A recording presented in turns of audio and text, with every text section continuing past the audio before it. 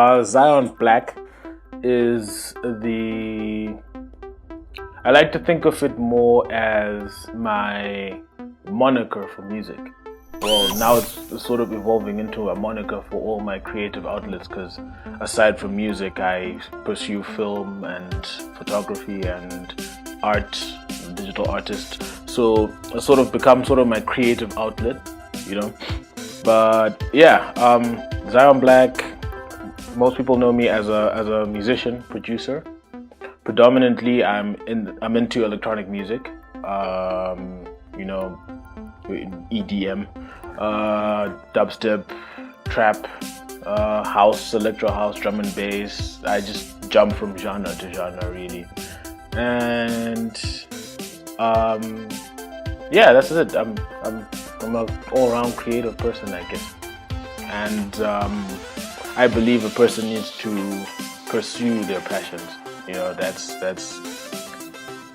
really one of the ways to happiness. All right, the day I made my first beat, I was 9 years old in my dad's office. It was so horrible. My gosh, no one should ever hear that. I think I got my first copy of FL Studio when I was about 15. Got from one of my cousins. And you know, started tinkering with it in this very room. You know, you'd be making beats. I was making songs with my cousin. His name is Anima Ora. People don't really know him, but he's an amazing musician. Like, he's into orchestral sort of stuff, and he does a lot of that, based in Germany now. And would sit down and just make beats just constantly, you know, like every weekend, whenever we had a chance, we'd just be making music, you know. And it was not really good music, but the ideas behind it were awesome. The technical skill wasn't so good then, you know. And we just worked on that and worked on that and worked on that, and then, you know, we started performing these songs at like concerts that were happening around the hood, you know.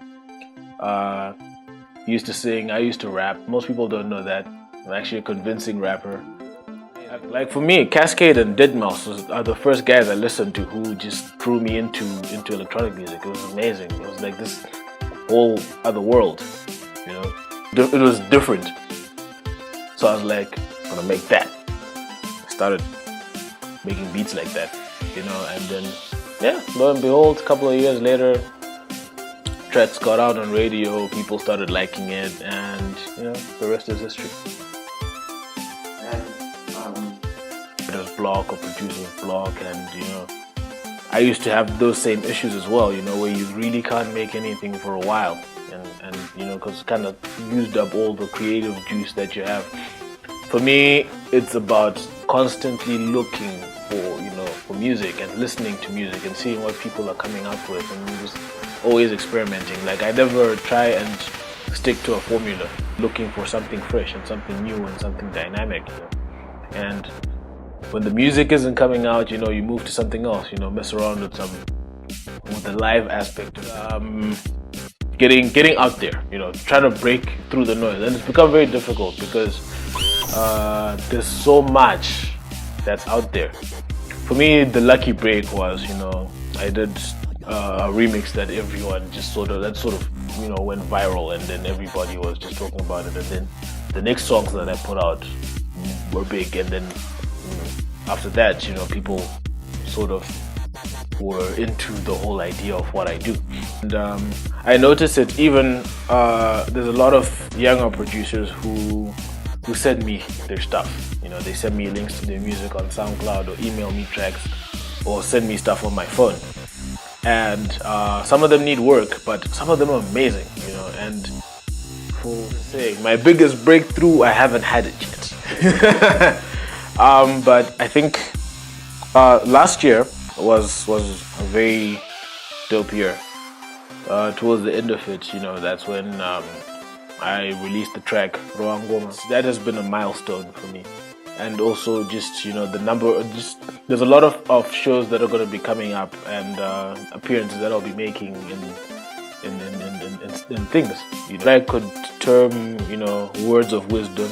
I don't know if I'm wise enough to give those, but I'd say to anyone who's trying to get into this, it's work. Like anything else. You just need to constantly be working. You need to be constantly working on your skills. You need to be working on your technique.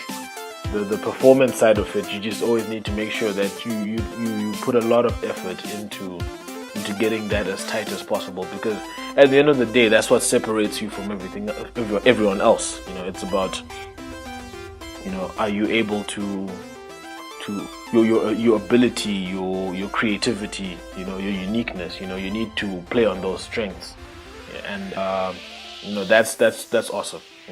It's exciting.